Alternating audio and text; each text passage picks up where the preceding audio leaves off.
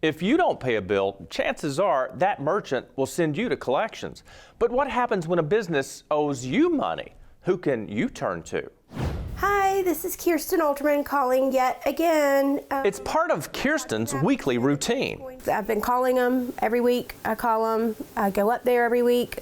I've asked them in person, asked them on the phone, and every time they say, not a problem, we'll send you your check. Not a problem, we'll send you your check. The check she's waiting on is a refund from a dentist for a $450 procedure that was never performed.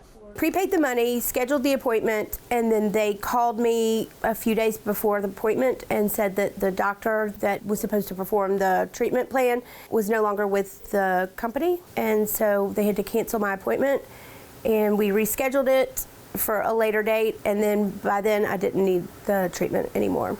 She canceled her appointment, then asked for a refund. After nearly 8 months of getting the runaround, Kirsten asked Trust Dale to help her out. First, I called the dentist on Kirsten's behalf, setting an appointment to speak with the practice's office manager on the phone. When he didn't keep the appointment, I visited the office to get an explanation. Hi there. We had an appointment to talk with you this morning at 11. Right. They told us you were with a patient, so we thought we'd just come over and see if you could cut a check for Kirsten and give her her money back. I'm not able to cut any checks. I just manage the office here. Everything else that I've gathered comes from a different state. They basically said none of the refunds are going out until the first of the year. That's out of my hands. There's nothing else I can really do about it, unfortunately. Is this practice headquartered in another state? Give me 1 second. Let me see if I can find something. Sure, thank you. But he didn't come back. Instead, he sent someone else to send us away.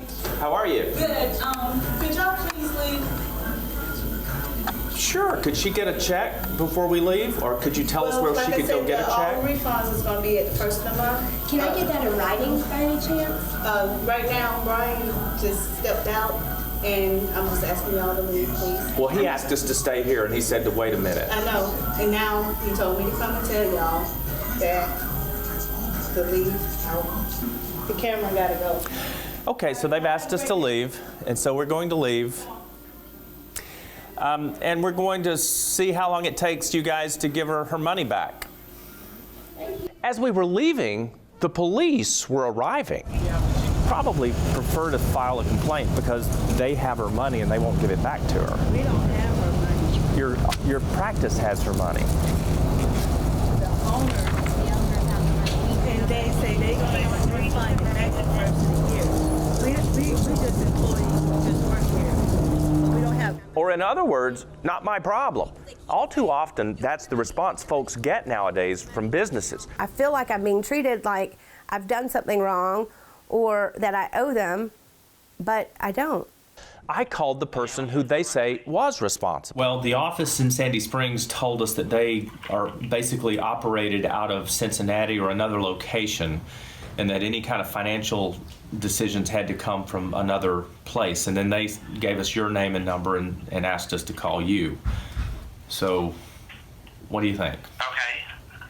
Yeah, unfortunately, like I said, I don't know anything about the office.